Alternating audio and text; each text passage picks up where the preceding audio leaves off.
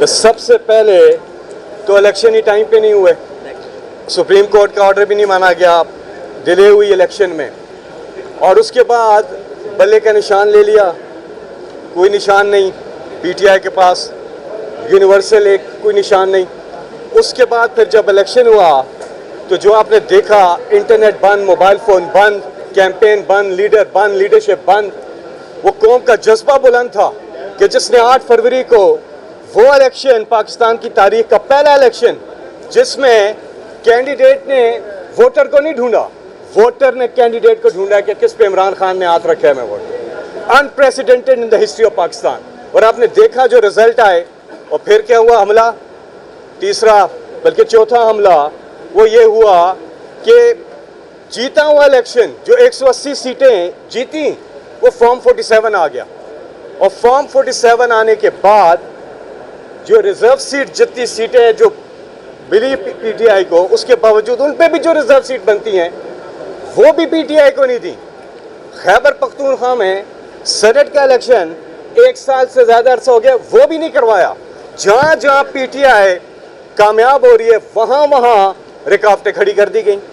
और अब इनकी जो रिव्यू है, ये जो चल रहा है, सीधी सी बात है, सलमान अकरम रजा साहब ने इलेक्शन से पहले अदालत के चले गए थे, और वही फिर जजमेंट जो फैसला आया था बाद में, जिसकी आज तक एक फैसले की अभी तक इम्प्लीमेंटेशन ही नहीं हुई। रिजर्व सीट्स दे देते, रिव्यू में लगा देते, बाद में देखी जाती, लेकिन रिजर्व सीट्स नहीं देगी, इम्प्लीमेंट किया ही नहीं गया सुप्रीम कोर्ट का फैसला, और रिव्यू चल पड़ा है। रिव्यू चलने के बाद भी 27वीं तरमीम फिर आ गई, फिर आपके सामने जो कुछ हो रहा है। तो ये सारे जो अटैक हैं ये तो सब बहाना है, निशाना इमरान खान है, इमरान खान है निशाना। इमरान खान की पार्टी के साथ जो हुआ, जो इमरान खान के साथ जो हो रहा है, ना हक कैद काट रहे हैं इमरान खान, कोई एक केस नहीं उन पे ठीक, सारे बोगस केसेस है। डबल सेंचुरी केसेस की डबल सेंचुरी, ये वर्ल्ड रिकॉर्ड है, किसी पे इतने केसेस नहीं हुए। जिस सियासी इंतकाम का निशाना इमरान खान को बनाया गया है, किसी को नहीं बनाया गया। लेकिन इमरान खान जो अल्लाह पर मजबूत ईमान रखते हैं, इंशाअल्लाह वो सुरखरू होंगे इंशाअल्लाह। और अवाम जो है वो पूरी तरह से तैयार है, पूरी तरह से ये कौम तैयार है, और इंशाअल्लाह हक और सच की जो है वो फतह होगी। यहाँ पे मैं हमारी जो वकला टीम है उनको मैं खराज तहसीन पेश करता हूँ। आज एक अच्छी खबर आई है कि 86 हमारे जो वर्कर्स हैं उनकी जमानतें आज हो गई हाई कोर्ट से।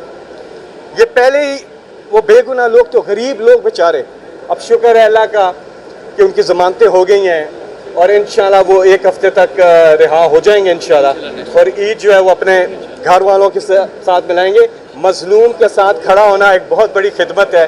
तमाम वकला जो उनके साथ खड़े हुए गरीब लोग हैं, दूर दराज से बेचारे, बड़ा मुश्किल टाइम था, लेकिन अल्लाह ताला का करम हुआ है। और आगे भी जो हमारे बेचारे वर्कर्स पे जो केसेस बने हुए हैं वो ख़त्म हो जाने चाहिए। वो मुहिब वतन बेचारे पाकिस्तानी शहरी गरीब लोग हैं बेचारे, उन पे वो केसेस नहीं चलने चाहिए। आज की जो समाअत थी उसके कानूनी पहलुओं पर जो है सलमान अकरम रजा साहब ने रोशनी डाली है। मैं एज ए पाकिस्तानी सोच रहा हूँ कि जो मखसूस नशिस्तों का ओरिजिनल बेंच था वो 13 जजेस पर मुश्तमिल था, और अब ये बेंच जो है 11 जजेस पर मुश्तमिल है।